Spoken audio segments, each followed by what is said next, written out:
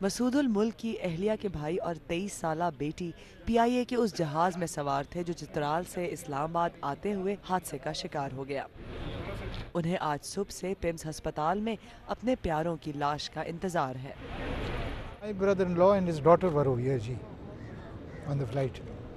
تو فلائٹ آنے سے پہلے ہی اس سے بات ہوئی تھی and his daughter she was coming for her admission over here. ہم تو ویٹ کر رہے تھے ایئرپورٹ پہ ان کے لیے ریسیو کرنے کے لیے، تو کسی اور نے ہمیں کال کر کے بتایا کہ بھئی یہ پروسیس وہ ہے اس طرح ہو گیا that the flight has lost.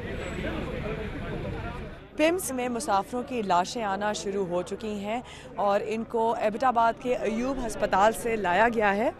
یہاں پر ہاسپٹل کے انتظامیہ کے مطابق 8 سے 9 لاشیں جو ہیں یہاں پر شناخت کے لیے رکھی جائیں گی اور DNA کے ذریعے شناخت کی جائے گی مسافروں کی لاشوں کی، اور اس پروسیس میں انتظامیہ کا کہنا ہے کہ 6 سے 7 دن لگ سکتے ہیں، جس کے بعد لواحقین کو ڈیڈ باڈیز ان کے حوالے کی جائیں گی۔ پیمز میں کیمپ بھی بنایا گیا ہے جہاں پر ان کو فیسیلیٹیشن مہیا کی جا رہی ہے۔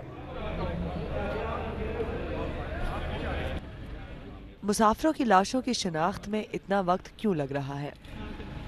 ظاہر ہے حلیہ ہے، اسے نہیں اگر پتہ چل سکتا، یا مطلب اگر پیسز زیادہ ہیں تو نہیں پتہ چل سکتا، تو اسی کے لیے DNA کیا جاتا ہے۔ تو وہ DNA ٹیسٹنگ کے لیے جو اس کے لواحقین ہیں جو قریب ترین ہوتے ہیں ان کا سیمپل لیا جاتا ہے اور اس باڈی کا سیمپل لیں گے اور پھر ان کی میچنگ کی جائے گی۔ اور حکومت اس دلیل کے پیچھے چھپ رہی ہے کہ ایسے حادثات انٹرنیشنل ایئر لائنز کو بھی پیش آئے ہیں۔